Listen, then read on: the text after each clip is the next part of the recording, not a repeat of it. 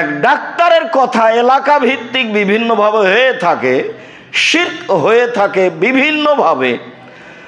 তো রাজশাহী বাগমারার এক ডাক্তার বলছে যে আমাদের অবস্থাটা এই যে স্বামী স্ত্রী গোসল করেছে, স্বামী এখন গোসল করে ঘরে যাচ্ছে আর স্ত্রী গোসল করতে আসছে, এতে যদি গায়ের সাথে গাও লেগে যায় তাহলে গোসল বাতিল।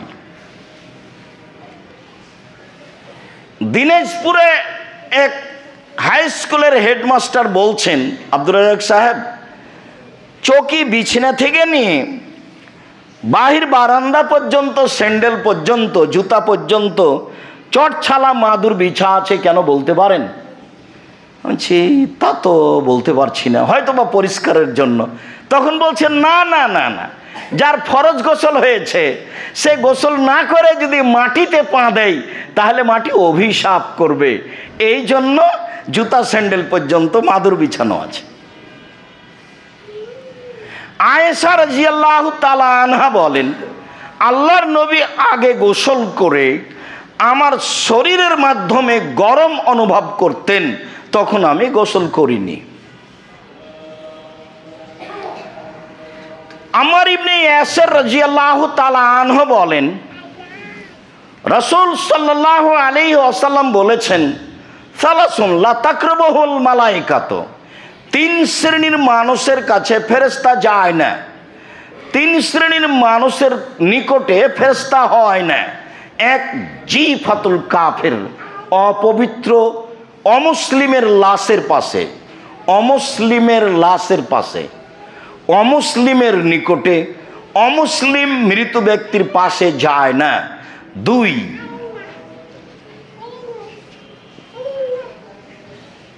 অবিল খালুক, এক ধরনের সেন্ট আছে, সে সেন্ট ব্যবহার করলে ফেরেশতা তার কাছে যায় না।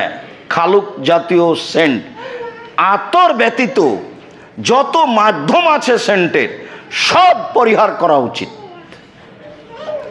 যেগুলো আসলেই আতর, আতর ব্যবহার করা তো সুন্নাত, যা এইখানে জুমা চালু হওয়ার পরে বলা হয়েছে যে রাসূল সাল্লাল্লাহু আলাইহি ওয়াসাল্লাম বলেছেন, মান গাসসালা ওয়াগতাসালা, যে নিজে গোসল করলো স্ত্রীকে করালো, লাবেসা মিনা হাসানে সিয়াবিহি, তারপর জুমার দিনের জন্য ভালো কাপড় পরলো, ও মাসসামিন তিবিনিন কানা ইনদাহু, আর যদি আতর থাকে তাহলে গায়ে লাগালো, তারপর পায়ে হেঁটে মসজিদে গেল, কারো কাঁদলিঙ্গিয়া আগে গেল না, তাহলে এ যেতে লেগে যতবার পা ফেলেছে প্রত্যেক পা সমান।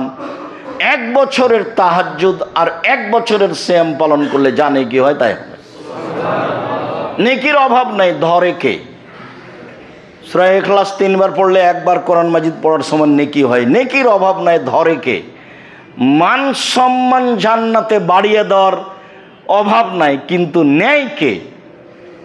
নেওয়াটা তো একটা ব্যাপার আছে, কেননা না নিলে তো হবে না।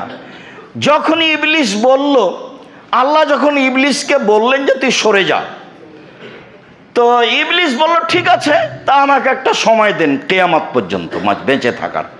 তা আল্লাহ বললেন যে একটা সময় দিলাম, তখন ভাষাটা আল্লাহ কিয়ামত পর্যন্ত বললেন না, আচ্ছা একটা সময় দিলাম।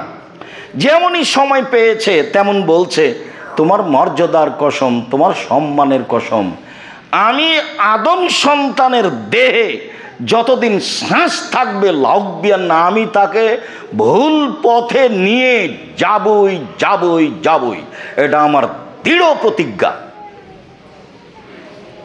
সে চূড়ান্তভাবে আল্লাহর সামনে ঘোষণা দিল, যার কারণে আল্লাহ তাআলা মাঝে মধ্যে তাকে খোলা শয়তান বলে, শত্রু বলে উল্লেখ করেছেন কোরআন মাজিদে। যে কোনো অন্যায় আমাকে আর আপনাকে দিয়ে করে না তো আর সহজ। সবচেয়ে বেশি পারে মহিলা দিয়ে, সবচেয়ে বেশি পারে টাকা দিয়ে। টাকা ইনকাম হলেই হলো, সে ব্যবসা যাই হোক, টাকা ইনকাম হলেই হলো, সে চাকরি যেটাই হোক, টাকা ইনকাম হলেই হলো, সেটা দিনমজুরি যেটাই হোক, দুই জায়গা দিয়েও বেশি ফাঁসাতে পারে মানুষকে। তখন আল্লাহ বলছেন, আমার সম্মানের কসম, আমার মর্যাদার কসম, আমার ইজ্জতের কসম, আদম সন্তান যতবার বলবে আমার ভুল হয়েছে ততবার আমি ক্ষমা করে দেব। তো তাহলে ক্ষমা চাওয়া কথাটা থেকে গেল না? যদি এভাবে বলতেন যে তুমি ভুল পথে নিয়ে যাবো, আমি মাফ করে দেব, তো বললেন আদম সন্তান যতবার আমার কাছে ক্ষমা চাইবে ততবার আমি কি করব? ক্ষমা করে দেব। তাহলে বলা বিষয়টা আমার থেকে গেল আমার আপনার জন্য। একদিন গাধার পিঠে উঠে আল্লাহ নবী বলছেন, মজ গাধার পিঠে আর কতখানি দূরাদূরি আছে, এমনি তো ছোট প্রাণী পাশাপাশি। তো বলছেন মজ, তখন লাব্বাইক ওয়াসাদাইক ইয়া রাসূলুল্লাহ, বলেন আল্লাহ নবী আমি প্রস্তুত। কি বলছেন বলেন? মজ লাব্বাইক ওয়াসাদাইক, জি বলেন আমি প্রস্তুত। মজ লাব্বাইক ওয়াসাদাইক, জি বলেন আমি প্রস্তুত। বললেই তো হলো, পাশেই তো লেগে আছে। যার কারণে আমি যখন কোনো কথা বলি বক্তব্যের মাঠে, তখন কেউ বাদাম খায়, এটা আমি গ্রহণ করতে পারি না। আমি কেসা কাহিনী বললে আমার ভেতরটা একটু দুর্বল থাকতো, তো আমি তো কোনোদিন কেসা কাহিনী বললাম না। আপনি এই সময়ে চায়ের স্টলে থাকেন, আমি তখন কেমনে মেনে নিই? গাধার পিছনে আছে, কত প্রস্তুতির সাথে কথাটা বলছেন। বলতে পারো মজ, আল্লাহ আমাদের কাছে কি পান আর আমরা আল্লাহর কাছে কি পাই, এইটা কথা জিজ্ঞাসা মজকে, এটা জিজ্ঞাসা। তখন বলছেন আল্লাহ এবং আল্লাহর ভালো রাসূল ভালো জানেন, বলতে পারছি না। দেখো আল্লাহর কাছে আমরা পাই, উনি আমাদের শাস্তি দিতে পাবেন না, আর আল্লাহ আমাদের কাছে পাই যে আমরা তার শিরক করতে পাবো না। তাহলে কোনটা আগে থাকলো? উনি তো শাস্তি দিবেন না, এটাই ঠিক, কিন্তু আগে থাকলো কোনটা? শিরক না করা। তারটা দিয়ে দিলে উনি তা আমাদেরটা দিয়ে দিবেন, তারটা দিয়ে দিলে উনি আমাদেরটা দিয়ে দিবেন। যার কারণে আবু যার গেফারি রাদিয়াল্লাহু তাআলা আনহু বলেন, একদিন আমি আল্লাহ রাসূলের ওখানে গেলাম, দেখি তিনি ঘুমিয়ে, আমি চলে আসলাম। আবার গেলাম, দেখি তিনি জেগে। আমাকে দেখেই বলছেন, আবু যার গেফারি, যে ব্যক্তি অন্তর থেকে বলবে লা ইলাহা ইল্লাল্লাহ, সে জান্নাতে চলে গেছে। তখন আমি বললাম, জেনা করলে চুরি করলেও যাবে? বললেন জেনা করলে চুরি করলেও যাবে। আমি বললাম জেনা করলে চুরি করলেও যাবে? বললেন জেনা করলে চুরি করলেও যাবে। বললাম জেনা করলে চুরি করলেও যাবে, জেনা করলে চুরি করলেও যাবে। তোমার নাকটা মাটিতে মিশে যাক, আমি বলছি যাবে, তুমি আপত্তি করার কে? এখানে এবার মুহাম্মদ সাল্লাল্লাহু আলাইহি ওয়াসাল্লাম নিজে বলছেন আবু যার গেফারিকে। এখানে আর একটা কথা থেকে যায় যে এই পাপ দুটি আল্লাহ রাসূল বারবার উল্লেখ, সাহাবী বারবার উল্লেখ করছেন কেন? সুদ এর চেয়ে বড় পাপ, মানুষ হত্যা এর চেয়ে বড় পাপ, বাপ মারা অবাধ্য চলা বড় পাপ, শিরক করা বড় পাপ। এই দুটা পাপে সামাজিক যত অপমান আছে, আর কোনো পাপে সামাজিক তত অপমান নেই। আজও জেনাই বন্যার মতো দেশে চলছে, এরপরেও এর বাস্তবতা যত খারাপ, কোনো পাপের বাস্তবতা তত খারাপ নয়। চুরির বাস্তবতা যত খারাপ, চুরিতে চোরও চোরকে মারে, ওর বাস্তবতা যত খারাপ, কোনো পাপের বাস্তবতা তত খারাপ নয়। যার কারণে বারবার এটা উল্লেখ করছেন। এরই সাথে আর এটা বুখারী মুসলিমের হাদিস, আরেকটা বুখারী মুসলিমের হাদিস বলি। আবু হুরায়রা রাদিয়াল্লাহু তাআলা আনহু বলেন, একদা আমি আল্লাহ রাসূলের পিছে পিছে গেলাম, উনি হাঁটতে আছেন। ভাবছি কোথায় যাচ্ছেন? এক জায়গাতে আমাকে বলছেন, আবু হুরায়রা এখানে থামো, আমি আসছি। চলে গেলেন, দেরি হচ্ছে, আমি চিন্তিত কোনো দুর্ঘটনা ঘটে নাকি। তারপর কি ব্যাপার, খুব ব্যস্ত হয়ে গেছে। আমি দেখছি এই যে আসছেন দেখছি, তো বলছেন যে চুরি করলে জেনা করলেও যাবে, আবার বলছেন চুরি করলে জেনা করলেও যাবে, এভাবে চলে আসলেন। তখন আমি বললাম, আল্লাহর নবী আপনি কার সাথে কথা বলছিলেন? কাউকে তো দেখলাম না। আপনি কার সাথে কথা বলছিলেন?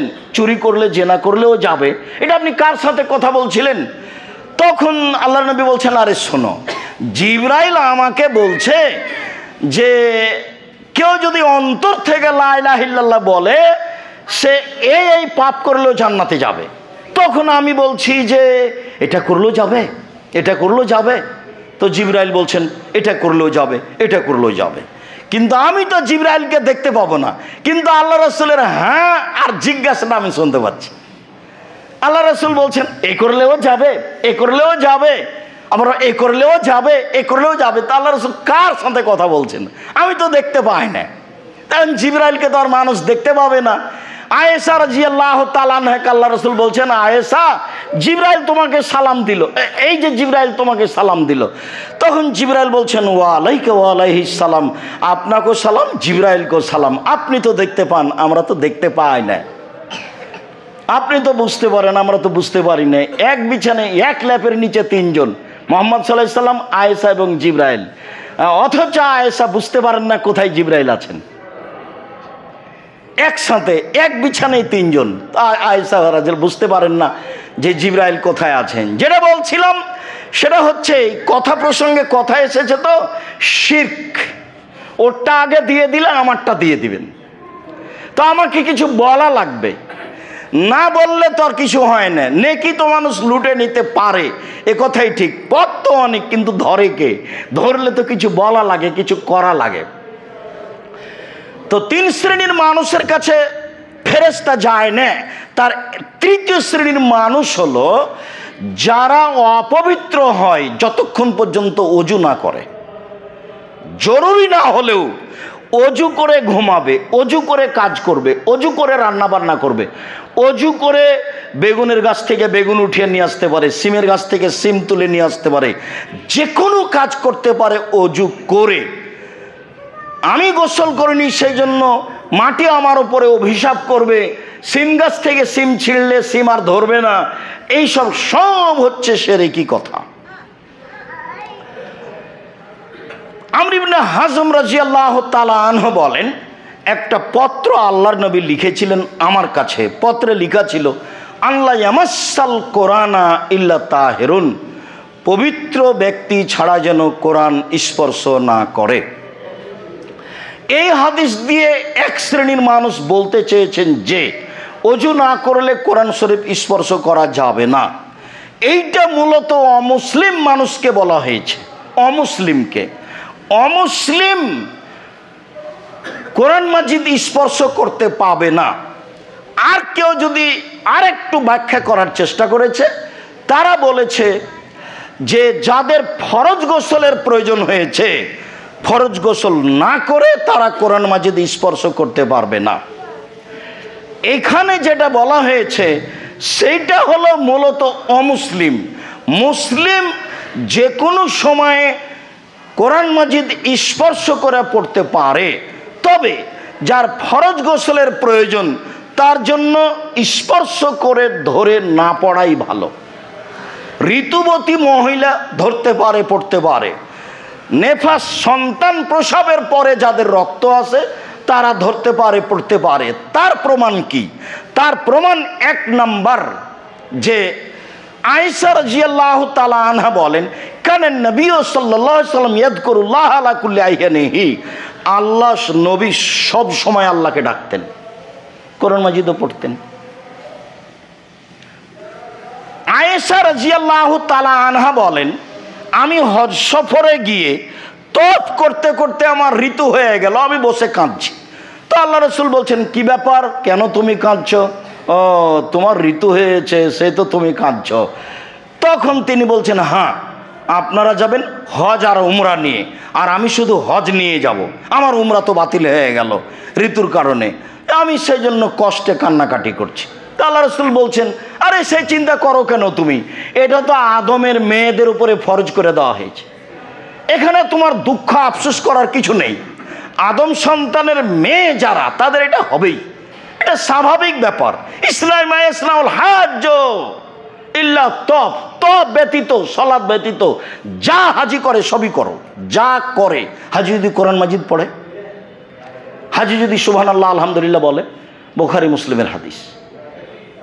সালাতের উপরে যে বইটা লেখা আছে, যাওয়ার সময় নিয়ে গিয়ে দেখবেন বা নিয়ে থাকলে দেখবেন 8টা দলিল দেওয়া আছে ঋতুবতী মহিলারা কোরআন মাজিদ পড়বে। এই হাদিসে যেটা বলা হয়েছে সেটা হলো মূলত অমুসলিম। এরপরে যেটা বলা হয়েছে, তাহলে যাদের ফরজ গোসলের প্রয়োজন আছে তারা ফরজ গোসল করেই কোরআন মাজিদ ধরে পড়বে। আর যদি করতে না পারে ঠান্ডার কারণে, তাহলে আপনার অজু করে পড়বে। অজু হচ্ছে গোসলের স্থানে, অজুর স্থানে বুঝে আমল করার চেষ্টা করবো ইনশাআল্লাহ। আল্লাহুম্মা সাল্লি আলাইহি আল্লাহুম্মা বারিক আলাইহি।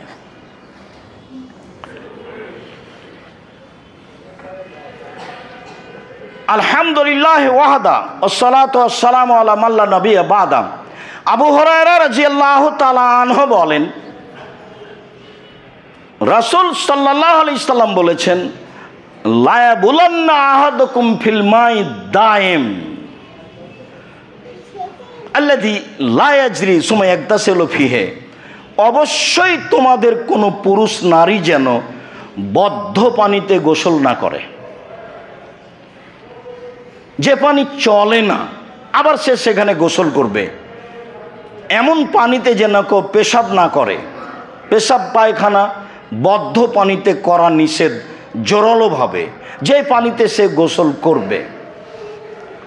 আবু হুরায়রা রাদিয়াল্লাহু তাআলা আনহু বলেন, রাসূল সাল্লাল্লাহু আলাইহি সাল্লাম বলেছেন, লা ইয়াগতাসিলু আহাদুকুম ফিল মাই দাইম ওহ জুনুবুন।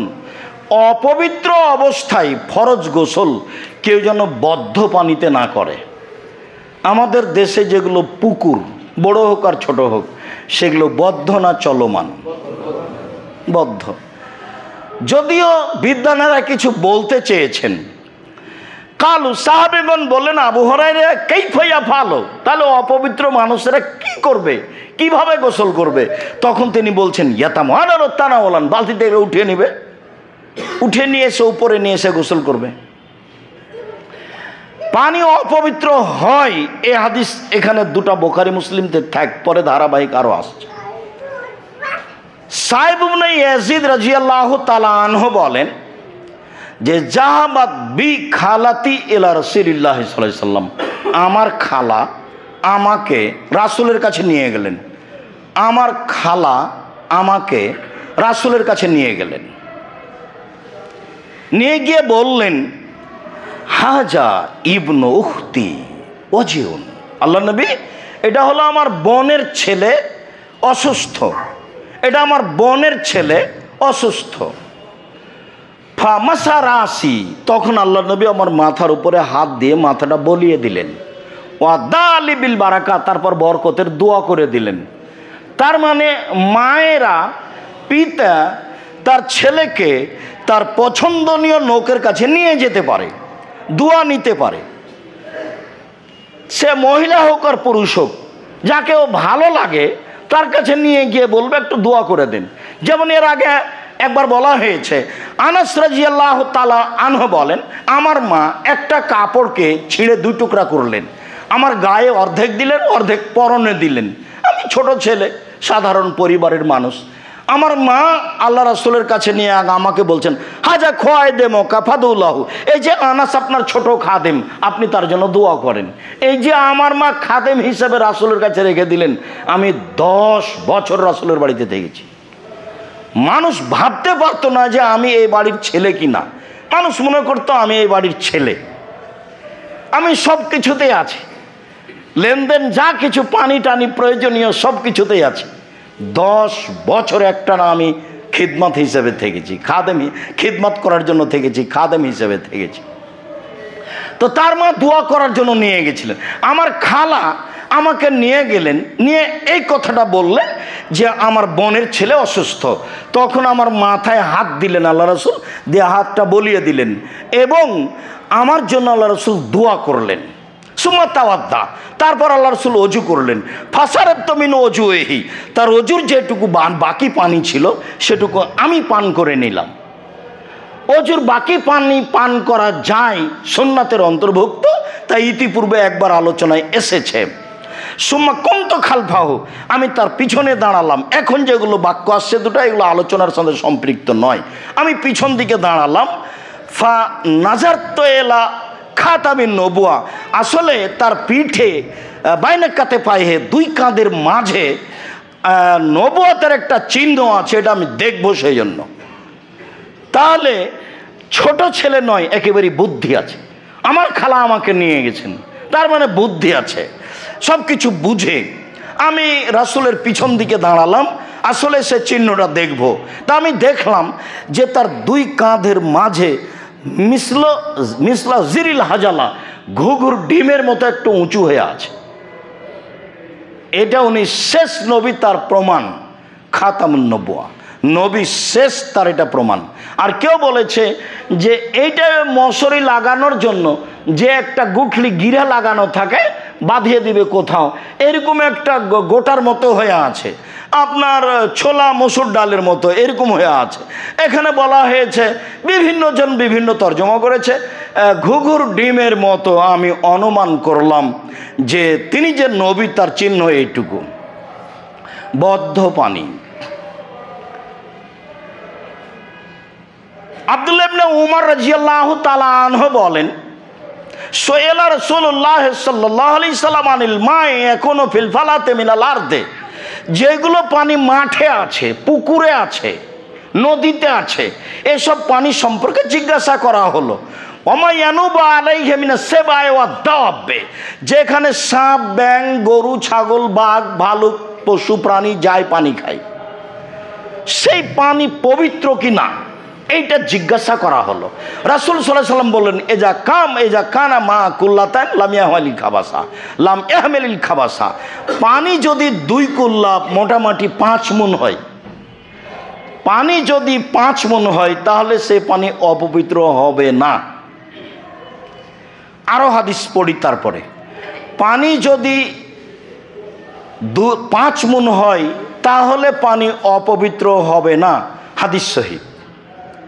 তারপরে আবার হাদিস, আবু সাঈদ খুদরি রাদিয়াল্লাহু তাআলা আনহু বলেন, কিলালে রাসূলুল্লাহ সাল্লাল্লাহু আলাইহি সাল্লাম আন বিরিল বুদা, মদিনাতে একটা বোজা নামক ইঁদারা কূপ ছিল।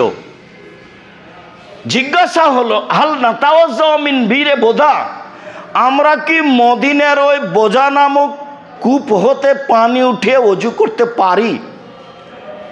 ও হিয়া, কূপটি হচ্ছে এই, ইউলকাল হেয়াদো তুলকাল হেয়াদো ও লহমুল কেলাবে অনাত্ন, সেখানে নিক্ষেপ করা হতো নারীদের ঋতু পরিষ্কার করা নেকড়া, সেখানে ফেলা হতো কুকুর, মরা প্রাণী, সেখানে ফেলা হতো আবর্জনা, দুর্গন্ধময় পচা কিছু। তো এই কূপের পানি নিয়ে ওযু চলবে কি? তখন রাসূল সাল্লাল্লাহু আলাইহি সাল্লাম বললেন, আল মাউ তাহুরুন লা ইউনাজ্জিসু শাই, পানি পবিত্র, তাকে অপবিত্র করতে পারে না। তো প্রথম আলোচনা আর শেষের আলোচনা খুব কঠিন হয়ে গেল। এত কিছু সেখানে নিক্ষেপ করা হয়, তারপরে সেই পানি পবিত্র, এটা হয় কি করে? আর পৃথিবীর সবচেয়ে বড় মানুষ বলছেন যে 20 হলে বুঝতে পারেন যে এটা ঠিক না বেঠিক। 20 হলে যিনি আঁচ করেন যে এটা ঠিক না বেঠিক, সব উপর থেকে হয়, এটা কিভাবে তিনি বলেন যে পানি পবিত্র? বিদ্বানগণ এক এক কথা বলতে চেয়েছেন। তাতে বলতে চেয়েছেন, এক সময়ে নিক্ষেপ করা হতো, এখন করা হয় না। যখন জিজ্ঞাসা করা হয়েছে তখন এসব কিছু নিক্ষেপ করা হতো না, তাই চলবে কি চলবে না এটা জিজ্ঞাসা করা হয়েছে। যেহেতু এখন নিক্ষেপ করা হয় না, কাজেই চলে। তা আমরা তো খুব ভালো জানি, আমাদের বাড়ির পাশে গরু জবাই করার পরে পা ফেলে দেওয়া হতো, ভুঁড়ি ফেলে দেওয়া হতো, শকুন আসতো, এসবগুলো তো ফেলা হতো। তো এখানে ফেলা হতো, তো এখন তো আর ফেলা হয় না, এখন তো মানুষ প্রায় সব কিছুই খায়। তো তখন হয়তো এরকম ছিল না। ঘটনা এমন হতে পারে, না হওয়ার কিছু নয়, তবে বিদ্বানগণ এই ব্যাপারে আশ্রয় নিয়েছেন এইভাবে। তারপরে চলেন, আবু হুরায়রা রাদিয়াল্লাহু তাআলা আনহু বলেন, রাসূল সাল্লাল্লাহু আলাইহি সাল্লামকে জিজ্ঞাসা করা হলো, আল্লাহর নবী, ইন্না নারকাবুল বাহারা, আমরা সাগরে নৌকায় আরোহণ করি, ও নাহমিলুল মানা কালিলান মিনাল মা, অল্প পানি সাথে নেই, যদি আমরা এতে ওযু করি তাহলে পিপাসিত থেকে যাব। সাগরের পানি কি অপবিত্র? সাগরের পানিতে কি ওযু করতে পারি? তখন আল্লাহ রাসূল বললেন, আত-তাহুরু মাহুল হিল্লু মাইতাতুহু, সাগরের পানি পবিত্র, তার মরা প্রাণী হালাল। একটা জিজ্ঞাসা করতে গিয়ে আর একটা চলে আসলো। চলেন এবার এখানে সংক্ষিপ্ত কথা বুঝে নিই। বুখারী মুসলিমের এক হাদিসে এসেছে পানি পবিত্র, পানি অপবিত্র হয় না। এক হাদিসে এসেছে আবু দাউদ, নাসাই, তিরমিজির হাদিসে যে পানি 5 গুণ হলে অপবিত্র হয় না। আবার একটি জয়ীফ হাদিসে এসেছে যে পানি অপবিত্র হয় না, তবে এদা গাইয়ারা রিহহু আও তামহু আও লাউনহু, যদি রং পরিবর্তন হয় অথবা গন্ধ দেখা যায় অথবা স্বাদ পরিবর্তন হয়ে যায়, তাহলে পানি অপবিত্র হয়। বুড়ি গঙ্গার নদীর পানি তো কোটি কোটি মন, পাশে উপরে যারা আছে যেগুলো নলা, পানি তো মুখে দেওয়া তো বহু দূরের কথা, নামতেই সাহস করবে না, পানি তো অপবিত্র হয়। তার একাধিক হাদিস ইতিপূর্বে চলে গেছে, ধরতে পেরেছেন কিনা। এক হাদিসে এসেছে যে এজাস্তাইকাজা আহাদুকুম মিন নাওমিহি ফালা ইয়াগমিসাদাহু, তোমাদের কোনো ব্যক্তি যদি ঘুম থেকে উঠে তাহলে হাত যেন পানিতে না ঢোকায়। ঢোকালে কি হবে? ঢোকালে কি হবে? পানি অপবিত্র হয়ে যাবে। তাই তো তিনি শক্তভাবে নিষেধ করলেন। হাদিস তো বুখারী মুসলিম। আবার বললেন অবশ্যই তোমাদের কোনো ব্যক্তি যেন বদ্ধ পানিতে পেশাব না করে, মানে কি পানি অপবিত্র হয়ে যাবে। অবশ্যই তোমাদের কেউ যে পানি চলে না তাতে যেন ফরজ গোসল না করে, তাহলে বোঝা যাচ্ছে পানি অপবিত্র হয়। পানি তো অপবিত্র হয়, তাহলে পানির পরিমাণ কি? তখন বিদ্বানগণ, এক শ্রেণীর বিদ্বান বলতে চেয়েছেন আসলেই 5 মণ পানি হলে পানি অপবিত্র হবে না। এক শ্রেণীর বিদ্বান বলতে চেয়েছেন আসলে যতক্ষণ পর্যন্ত রং, স্বাদ, গন্ধ পরিবর্তন হচ্ছে না ততক্ষণ পর্যন্ত পানি অপবিত্র হবে না।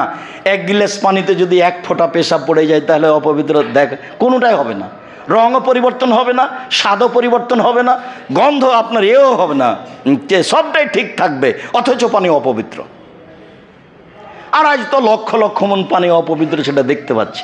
তাহলে সব হাদিসের সারমর্মে পানি অপবিত্র হয়, এ কথাই ঠিক। যারা বলেছে যে সুচিন্তিত মানুষ যেটাকে অপবিত্র বলবে পানি, সেটাই অপবিত্র, এটাই ঠিক। পানি তো অপবিত্র হয়, 2.5 মণ হলেও হয়, 1 গ্লাস হলেও হয়। 1 গ্লাস পানির স্বাদও পরিবর্তন হবে না, গন্ধ পরিবর্তন হবে না, রঙও পরিবর্তন হবে না, অথচ তাতে 1 ফোঁটা পেশাব পড়েছে, তো অপবিত্র হয়ে গেছে। 2 কুল্লা কেন, লক্ষ লক্ষ মণ পানি অপবিত্র, তা পানি তো অপবিত্র হয়, এটাও হাদিস। তাহলে বোঝা গেল যে আসলে মূলত সুচিন্তিত মানুষ যাকে বলবে পানি অপবিত্র, সেটাই অপবিত্র। এবার চলেন পরের অংশে। রাসূল সাল্লাল্লাহু আলাইহি সাল্লাম বললেন যে জিজ্ঞাসা হলো সাগরের পানিতে অজু করতে পারি কি না। সাগরের পানি দিয়ে যদি অজু না চলে, ওটা যদি অপবিত্র হয় লবণাক্তের কারণে, তাহলে আমরা তো যেটা সাথে পানি নিই সেটা তো অল্প, অজু করলে শেষ হয়ে যাবে। তখন আল্লাহ রাসূল এক জিজ্ঞাসায় 2 উত্তর দিলেন, অজু করতে পারি কিনা। তখন বলছেন আরে সাগরের পানি পবিত্র আর সাগরের প্রাণী হালাল। এখন সাগরের প্রাণী হালাল, তো সাগরে তো ইয়ে আছে, হাঙ্গর আছে, কুমির আছে, সাপ ব্যাং আছে। এখন ফায়সালা এক শ্রেণীর মানুষ বলতে চেয়েছেন, বড় বড় বিদ্বান যারা 2-4 জন, আমি নাম উল্লেখ করি না তো সেই জন্য বলছি না, নাহলে আমি নাম উল্লেখ করে বলতাম। পৃথিবীর শ্রেষ্ঠ বিদ্বান এক শ্রেণীর, তারা বলছে যে উপরে যেটা হালাল প্রাণী, পানি তো সেটা হালাল প্রাণী। উপরে যেটা হারাম প্রাণী, পানি তো সেটা হারাম প্রাণী। এক শ্রেণীর বিদ্বান বলছেন, একবার শীর্ষস্থানীয় যারা বিদ্বান, তারা বলছেন ব্যাং ব্যতীত সবই হালাল। আর এক শ্রেণীর বিদ্বান বলছেন যে মানুষ যাকে মাছ বলবে সেটা হালাল, মানুষ যাকে বলবে যে মাছ নয় সেটা হারাম।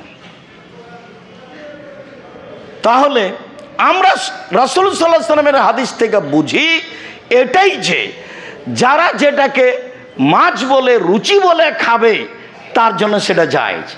ব্যাং নিষিদ্ধ অন্য হাদিস দ্বারা প্রমাণিত। সরাসরি 2টা হাদিসে ব্যাং হত্যা করা, ব্যাং দিয়ে চিকিৎসা করা, ব্যাং খাওয়া টোটালে না করে দিয়েছেন আল্লাহ নবী। অতএব ব্যাং ব্যতীত পানিতে যেসব প্রাণী আছে, কুঁচে হোক, কাঁকড়া হোক, আরও কিছু হোক, কচ্ছপ হোক, রুচি হলে খাবে, না হলে খাবে না। আমি খেতে বললাম এর অর্থ এই নয় যে বাড়িতে গিয়ে একটা কচ্ছপ ধরে নিয়ে বউকে বলবেন রান্না করো খাও। তখন আপনার এর মতো গাজীপুরের মতো বউ বলবে আমাকে তালাক দিয়ে দাও ভাই, তোমার সাথে আমি থাকবো না, আমি এগুলো করতে পারবো না, আমি এই সংসারও করবো না। আর আমি বললাম হাদিসের গতিতে এই, তো সেই জন্য আজকেই কচ্ছপ ধরে বাড়িতে নিয়ে যেতে হবে, এটা তো নয়। মনে রাখা ভালো হবে যে এটাই ঠিক, যারা পানির প্রাণীকে যারা যেটা মনে করবে তারা সেটা খাবে, এ কথাই ঠিক। আপনি তো ভেংচি খান না, কোনো দিকে খাই। আপনি তো চিংড়ি মাছ খাচ্ছেন, কোনো দিকে বলছে এটা পোকা। তা অতএব এটাই ঠিক, মাছ যেটা সেটা খাবে, যার যেখানে রুচিতে কুলায়। ব্যাং টোটালেই নিষেধ। এ ব্যতীত যার যা রুচি হয়, সেটা কুমির হোক, আরও কিছু হোক, সেটা উভয় প্রাণী হোক, সেটা পানির প্রাণী হোক, সেটা স্থানের প্রাণী হোক, পানিতে থাকে তো, স্থলের প্রাণী হোক, পানিতে থাকে তো। অতএব আপনার রুচি হলে খাবেন, এ কথাই ঠিক। আলোচনার শেষের দিকে চলে আসি। রাসূল সাল্লাল্লাহু আলাইহি ওয়াসাল্লাম পানির ব্যাপারে বললেন, তাতে তিনি বললেন পানি অপবিত্র হয়।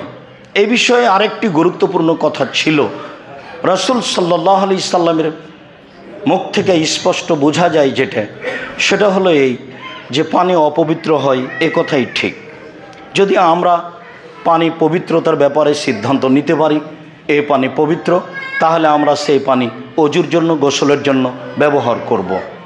আর পারিবারিক বিষয়টি যেভাবে বলা হলো, অজুর প্রয়োজন হলে সে অজু করেই সব কিছু করতে পারবে, গোসল না করলেও, তার যেন সন্দেহ না হয়। জি, মুহাজির ইবনে কুনফুজ রাদিয়াল্লাহু তাআলা আনহু বলেন, আন্নাহু আতান নবী সাল্লাল্লাহু আলাইহি সাল্লাম, একদা তিনি আল্লাহর নবীর কাছে আসলেন। ওহ ইয়াবুলো, তখন আল্লাহ রসুল পেশাব করছিলেন। ফাসাল্লামা আলাইহে, তিনি তাকে সালাম দিলেন। ফালাম ইয়াবদু আলাইহে, আল্লাহ রসুল তার সালামের উত্তর দিলেন না। ফাতাওয়াদ্দা, তিনি অজু করলেন। ও ইতাজারা ইলাইহে, তারপর আপত্তি পেশ করে তাকে বললেন, দেখো তুমি তো সালাম দিয়েছ, আমি তোমার সালামের উত্তর দিইনি এই জন্য যে আকরাহান আজ করা বেগাইরে তাহুরিন, আমি পবিত্রতা ছাড়া আল্লাহকে ডাকা ভালোবাসি না, সেই জন্য আমি তোমার উত্তরটা অজু করার পরে দিলাম। আমার পেশাব পায়খানা অবস্থায় তুমি সালাম দিয়েছিলে, আমি ওই সময়তে তোমার উত্তর দিইনি। আমি এই জন্য উত্তর দিইনি যে পবিত্রতা ছাড়া আমি ইবাদত করা পছন্দ করি না।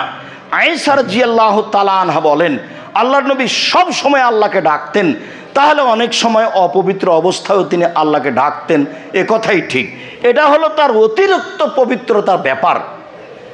এখন থাকলো যে পবিত্রতা এইভাবে পেশাব পায়খানা অবস্থায় সালাম দেওয়া যায় কি না। ইবনে মাজার এক হাদিসে এসেছে যে এ অবস্থায় সালাম না দেওয়াই উত্তম। তবে ফিকহের বইয়ে 14টি জায়গা উল্লেখ করা হয়েছে সালাম না দেওয়ার। শুধু পেশাব পায়খানাই অপছন্দ বলা যেতে পারে, এছাড়া এ হাদিসে তো দেওয়া যাবেই। এছাড়া আর কোনো জায়গা নেই যেখানে সালাম দেওয়া যাবে না। সে যা করছে করুক, বিড়ি খাক, সিগারেট খাক, যেভাবে থাক না কেন, কোরআন তেলাওয়াত করুক, অজু করুক, খেতে বসুক, খেতে বসেছে আর আমি বলছি মনে কিছু নিয়েন না ভাই, আপনি খাচ্ছেন সেই জন্য সালাম দিলাম না, এতগুলো বাক্য চলে আর আসসালামু আলাইকুম চলে না। এ ধর্ম কেমন একটা, এটা হয়। তাহলে যদি নিষেধ মনে করেন তাহলে পেশাব পায়খানা অবস্থায় সালাম দেওয়া যাবে না, অপছন্দ। এ হাদিসে দেওয়া যাবে, ওই হাদিস দিয়ে অপছন্দ বলা হয়েছে। এছাড়া এমন কোনো জায়গা নাই পৃথিবীতে যেখানে সালাম দেওয়া যাবে না। সলাত হোক, আপনি সালাম দেন, উত্তর দিকে আঙ্গুল ইশারা করে, হাত বাঁধা আছে এভাবে আঙ্গুলটা উঠিয়ে দিলেই হয়ে গেল ওয়ালাইকুম আসসালাম, মুখে বলতে পাবে না। সম্মানিত মসজিদের মুসল্লি, সম্মানিত দিনী ভাই বোন, বলছিলাম যে সালাম দেওয়ার বিষয়টি আপনাদের কাছে যেন অস্পষ্টতা না থাকে। নিতান্তই যদি অপছন্দ বলে মনে করি তাহলে শুধুমাত্র পেশাব পায়খানা চলাকালীন সালাম দেওয়া অপছন্দ বলতে পারি। অত্র হাদিস দ্বারা প্রমাণিত হয় দেওয়া যায়। অতএব পৃথিবীর সব জায়গাতেই সালাম দেওয়া যাবে। উত্তর দেওয়ার বিষয়ে ভিন্নতা রয়েছে। সলাতের অবস্থায় হলে হাতের আঙ্গুল দিয়ে ইশারা করবে, পেশাব পায়খানা অবস্থায় সালাম দিলে উঠে গিয়ে উত্তর দিবে, বাকি সব সময় যেভাবে উত্তর দেওয়া সেভাবেই দিবে।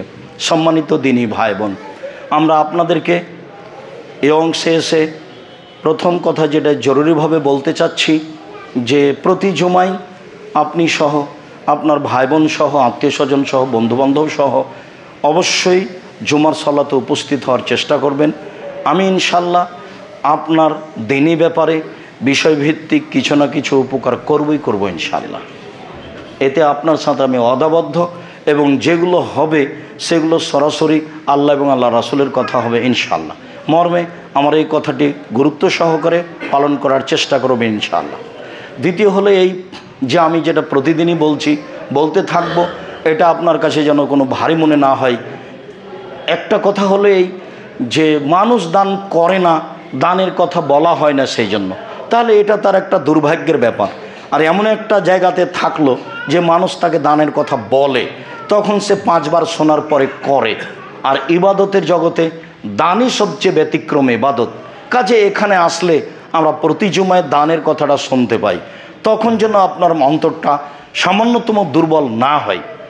আপনি যেন আল্লাহকে সন্তুষ্ট করার আশায় কম থেকে কম, বেশি থেকে বেশি দান করতে পারেন। তবে মনটা খাটো করে দান করবেন না, মনটা বড় করে দান করবেন। তাহলে তার একটা নেকি আছে, তার সার্বিক সমস্যা আপনার থেকে দূরে সরে যাবে ধীরে ধীরে, এবং পথ আপনার জন্য বেঁচে থাকার সহজ হবে। সেটাই বড় মাধ্যম, সেটা হলো দান। তারপরে যেটা বলি, পারিবারিক ব্যাপারে আপনি খুব শক্ত হবেন। পারিবারিক ব্যাপারে যদি আপনি দুর্বল হন, তাহলে পরিবারের কারণে আপনাকে জবাবদিহি হতে হবে। তখন আপনার পরকাল এমনিতে একটা বিপজ্জনক হয়ে যাবে। পারিবারিক ব্যাপারে খুব শক্ত হতে হবে। আহাল পরিবারের ব্যাপারে আল্লাহ রাসূল আদরের কথা বললেন, কিন্তু লাঠির ব্যবহার করার কথা বললেন 5 বার।